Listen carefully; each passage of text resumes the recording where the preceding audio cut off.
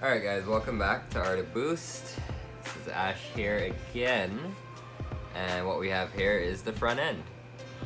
So, the turning knuckles are still on the vehicle over here, so this is basically, this is how the car looks. This is heavy.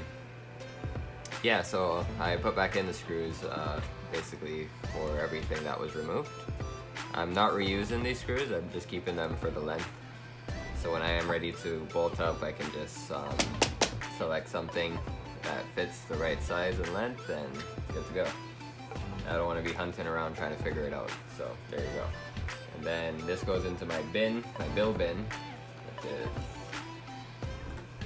this right here. It's my bill bin. So it has all the parts and everything, the whole car goes in there, and eventually both cars will be in here until one is finished and completed, because I'm doing it piece by piece. So there you go. Right, back to this. So let's get the parts organized that we're going to use.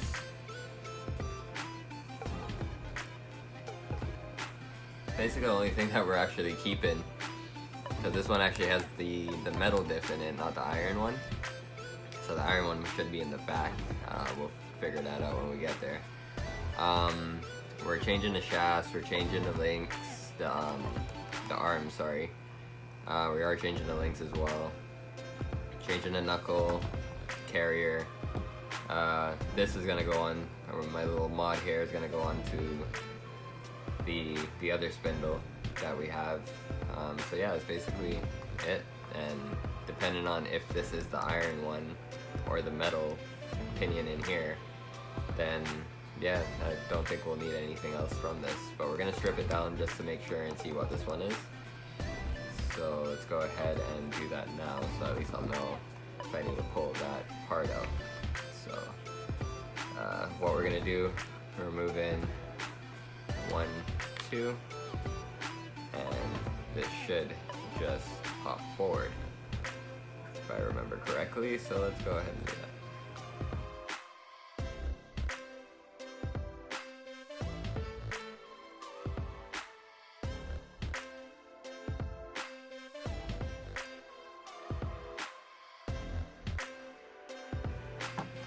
Boom.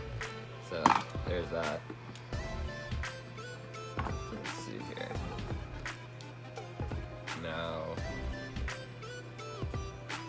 normally you'd unscrew these, let this drop out, pop one of these out, off it comes, but because we are going to be using these shocks on the new build, we're going to do it the other way, which is just take the shocks out and then, pull this whole thing forward.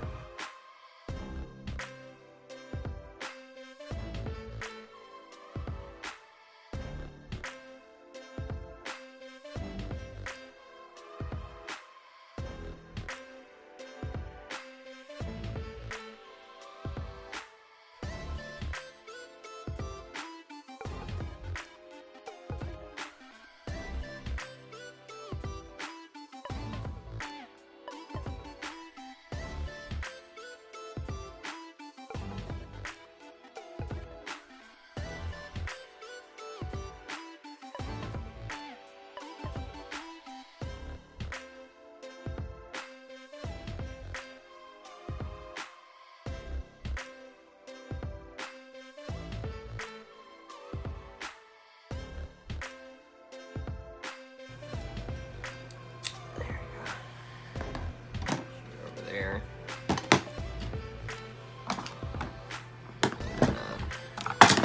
Pop it out just like that. And yes, this is the metal one. So yeah, we're not even gonna need that. Alright. So we just put these screws back in here, so when we come back to them, we know what we're looking for.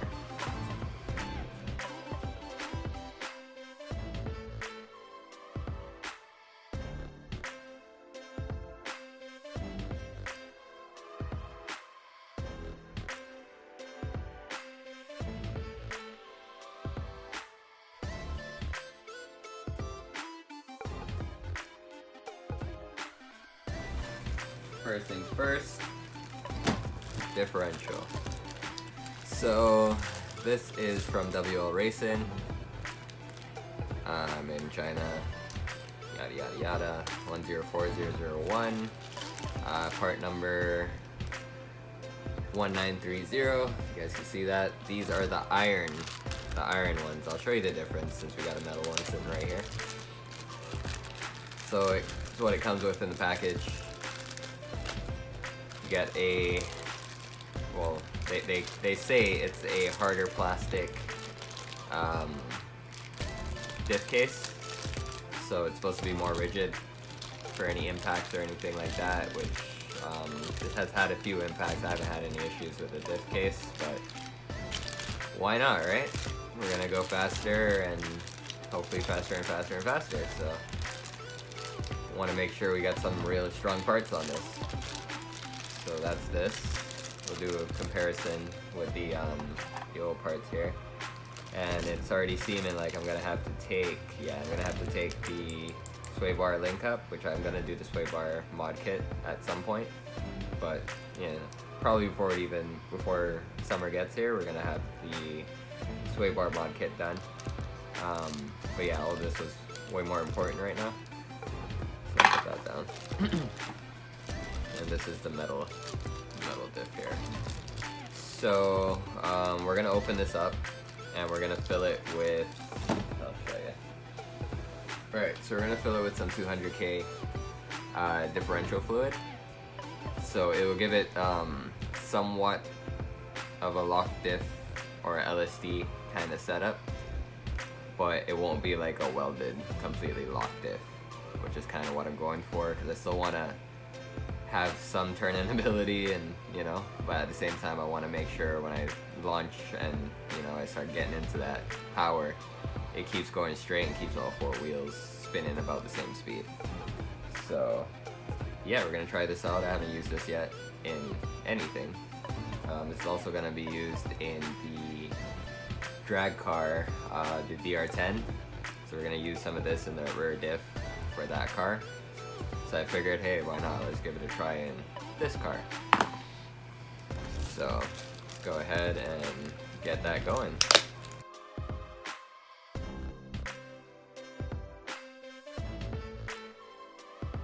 There is no oil in this, so we gotta, I think there's a little grease or something, and who knows, it feels a little off. I can't remember if I opened the other one. I probably did. I'm pretty sure I put this grease in there.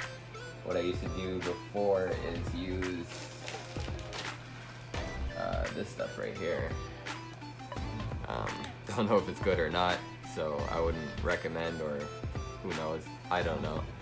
But the back one never gave out, so, and when I started running this in the front one, I never had any issues. So I'm guessing it might be good, because this is a stock one from since I bought the car, and I ran it even on the teeth here in the diff inside itself, and it's been pretty good. But I also noticed it breaks down pretty quickly, and yeah, I don't know about that. So yeah, that's why we're gonna run actual diff fluid in it this time and see what the difference is. Here, let me give this a spin so you guys can kind of see, like, that's like completely like broke down, completely loose. There's no friction or nothing in there, it just spins. Like even this one, it has more friction than that, but it's brand new, so of course once it gets a bit of power, it's gonna probably free up about the same. But yeah, so let's strip this down and get inside and pull it apart. I don't think there's gonna be anything in here, but just in case. It's my little waste oil container here that I have in another container, so that way it doesn't make a mess. 1 second.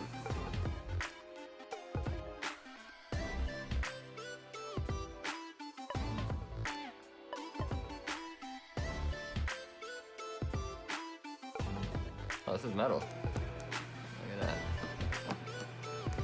Oh, this is metal too. Okay, so that's cool. But yeah, as you can see, there is an obvious color difference. Alright, so this is the metal one, this is the iron one. All the pieces on the inside are iron for this. All the pieces on the inside are metal for this. So, And like I said, the rare one I had, it just shattered. I don't know if it's because there wasn't any grease or anything in there, or it was just too much power. Who knows?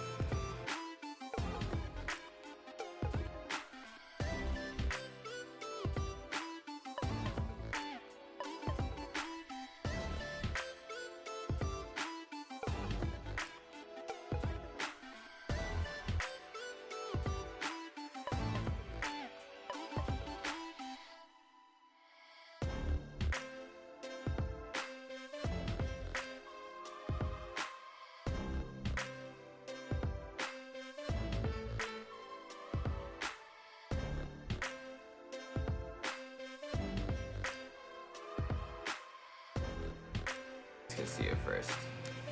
Give it a little pop. Got a nice seal here. Looks like it's double sealed. Yep. Lovely. I don't really see the point of double sealing it. Kind of makes the seal weaker, but maybe it was a mistake. Who knows?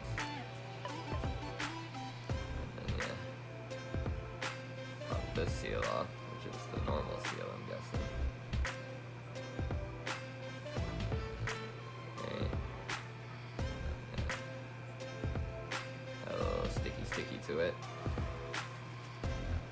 And then pop this up. It's got a little bit of grease in there.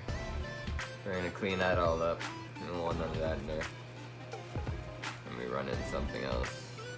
So just put these down. You can use this, grab the top one, roll that up, boom, boom.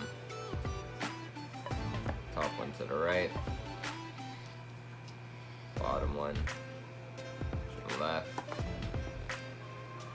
No, bottom to the left. Anyways, yeah, so I'm gonna go ahead and just clean that out. Yeah.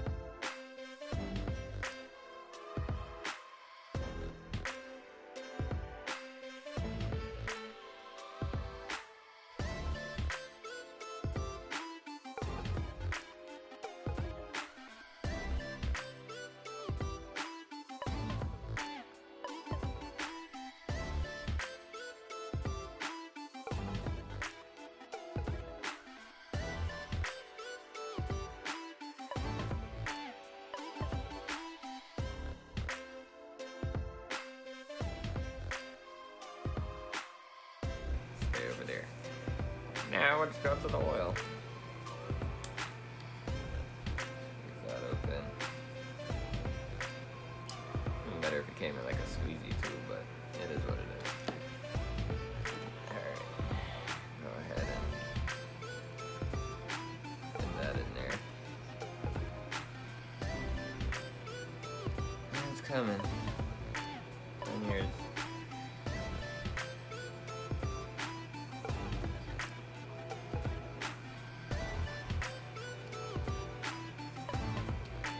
Yeah, some thick stuff, 200,000. And funny enough, I have million grade too. But I think 200K would be just fine. What I'm gonna do is probably use the million grade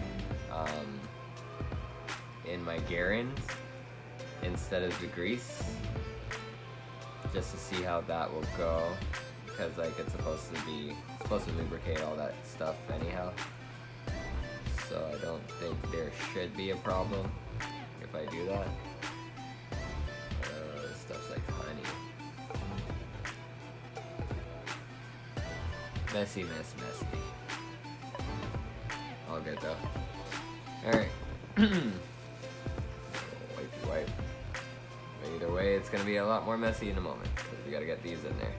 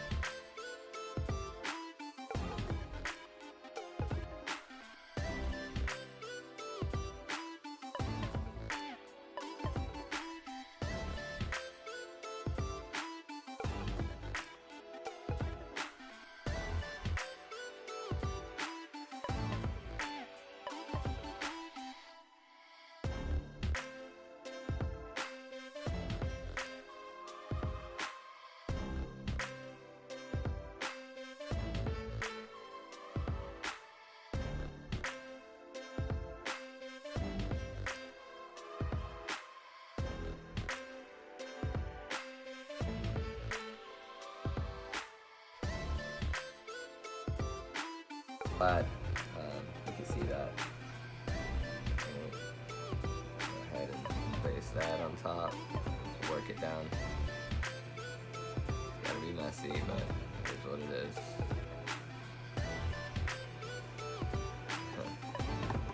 No comment. Alright. Push that down more. So, and then just give it a quick wipe off. There. Should get majority of it off. Might need another napkin here soon. This one is covered. Another. I get a nice clean wipe in there. Like so. Let's press down nicely. A little bit extra come up there, right? Good. Now go ahead and place back.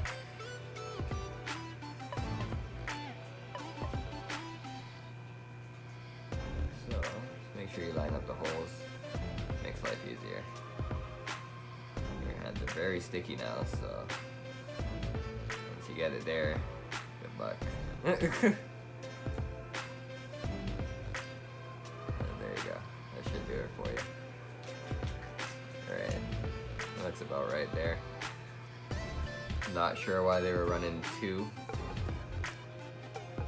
I don't normally run 2. It's a little strange because I know when you run double gaskets it normally doesn't work and seal that well, so I'm not going to, and I'm just gonna do this. If it starts to leak in the future, then you know I was wrong. But for right now I'm gonna go with what I know, and that's just running 1. I need to open the other one, but that's when I get to the back on that one, and then we'll go from there.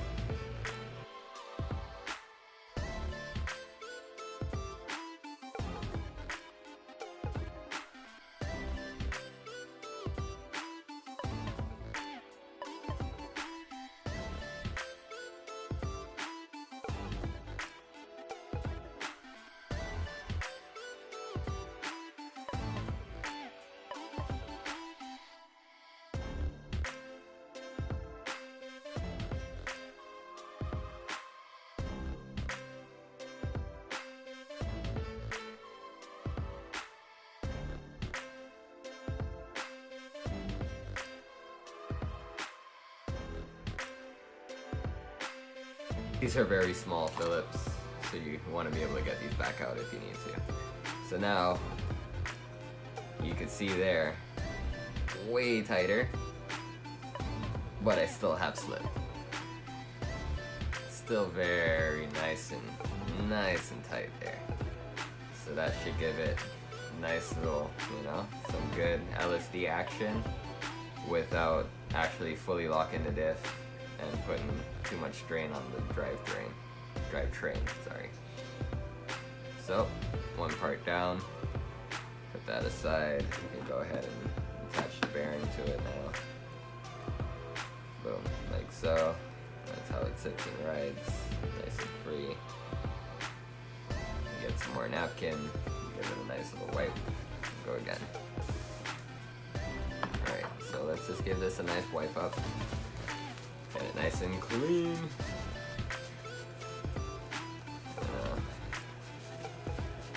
There we go.